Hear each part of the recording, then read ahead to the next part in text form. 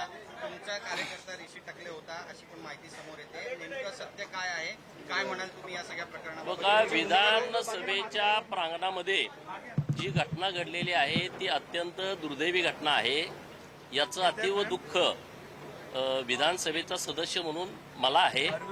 मी महाराष्ट्र विधानसभेचे अध्यक्ष आणि सभापती हे आवारपूर्ण त्यांच्या अंतर्गत असल्यामुळं मी दिलगिरी व्यक्त करतो आणि याविषयी आमचे सगळे नेते मंडळी यांच्याशी चर्चा करून मी तुमच्याशी सविस्तर बोलतो.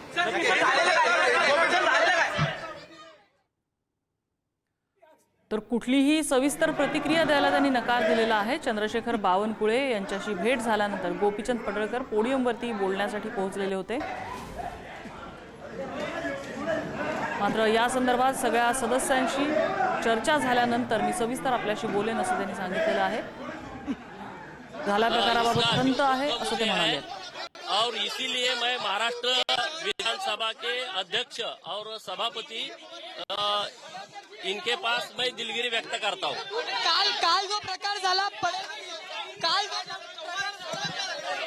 काल जो पडळकर जी महाराष्ट्र विधानसभा मंडल के इस प्रीमाइसेस में जो घटना हुई है इसका अतीव दुख मुझे है.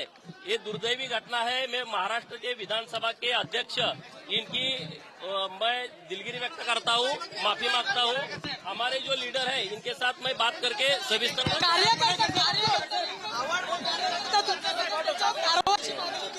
कार्यकर्त्यावर कारवाईची मागणी करतात. ठीक है.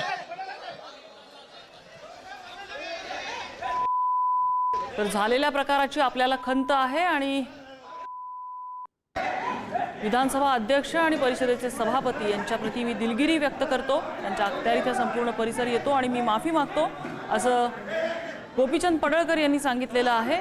पक्षाचे वरिष्ठ नेत्यांशी चर्चा केल्यानंतर मी सविस्तर प्रतिक्रिया आपल्याला देईन असं गोपीचंद पडळकर यांनी म्हटलेलं आहे.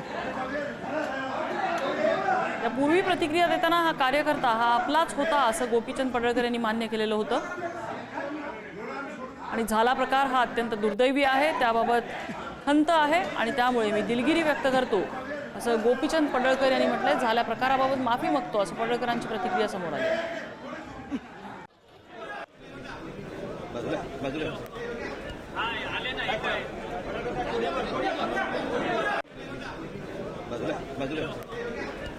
आणि जिथे ही मारहाण झाली त्या ठिकाणी आता गोपीचंद पडळकर आणि जितेंद्र आव्हाड हे आमने सामने आल्याचं दिसून येत आहे.